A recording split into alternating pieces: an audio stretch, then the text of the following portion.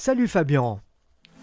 Salut Pablo, bonjour à tous. Sud Radio, la minute du coach. Et si le vocabulaire changeait la vie, cela signifie qu'un petit mot peut faire la différence ? Oui, sans doute. J'ai déjà eu l'occasion à ce micro, Pablo, d'expliquer que si nous étions nés chinois, avec le chinois pour langue maternelle, sûrement notre vision du monde, du rapport à l'autre, serait extrêmement différente. Et si on considère que les pensées déterminent les sentiments, que les sentiments déterminent les actions et les actions les résultats, alors force est de constater que pour changer le résultat, je dois changer la pensée. Il y a plusieurs approches pour ça.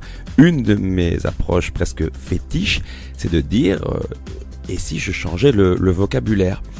Par exemple, et mille excuses, je radote par rapport à des minutes précédentes, mais il est clair que quand un médecin nous considère, et je comprends qu'il le fasse comme des patients, eh bien nous avons le droit, dans sa salle d'attente, de patienter. Ça induit un rapport à l'autre. Le vocabulaire induit mon rapport à l'autre.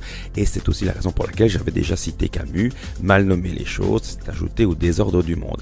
Mais en poussant la réflexion un peu plus loin, on se dit que si donc je veux une pensée fine, élaborée, raffinée, plus juste, donc aussi plus puissante, je dois bénéficier d'un vocabulaire plus choisi, voire carrément plus soutenu. Je ne saurais donc trop encourager les auditeurs à travailler leur vocabulaire, à élargir leur champ lexical. Et effectivement, on élargit son champ lexical en lisant, et en lisant de vrais bons livres, par exemple.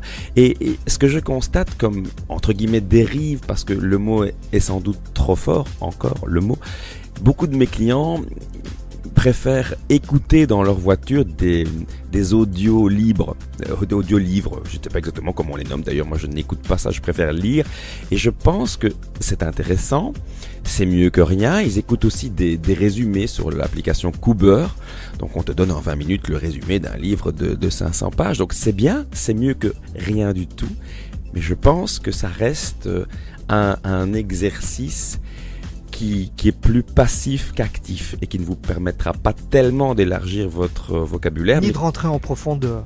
Absolument. On restera en surface des choses, mais on se donnera sûrement bonne conscience. Donc surtout, continuez d'écouter c'est déjà un bon ces début. audibles.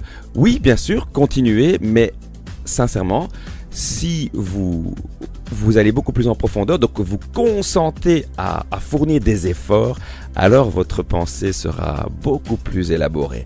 Et moi, en tant que philosophe, une pensée élaborée, ça m'excite beaucoup, Pablo.